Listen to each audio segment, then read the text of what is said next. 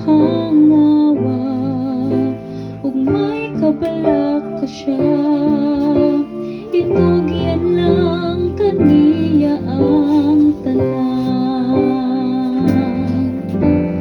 Kung sa takna nga dili na gyud maantos ang Ginoong Dios, duulon og sangpiton, may kahangawa ug may kabalak ka siya.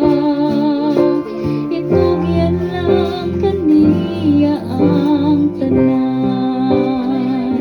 Busa duolon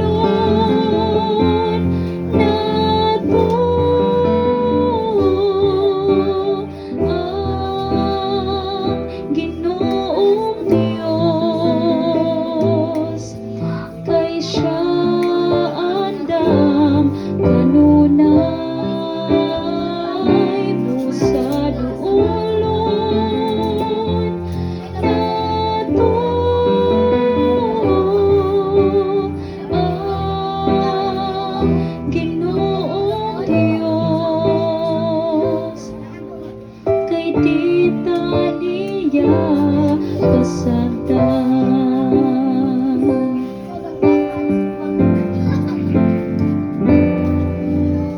Kung sa takna nga dili na gyud maantos ang Ginoong Dios, duolon og sakpiton, may kahangawa ug may kabalak ka siya. Itugyan lang kaniya ang tanan. Busa duolon nato ang Ginoong Dios, kay siya andam kanunay. Busa duolon nato ang Ginoong Dios, kay tita niya pasagdan.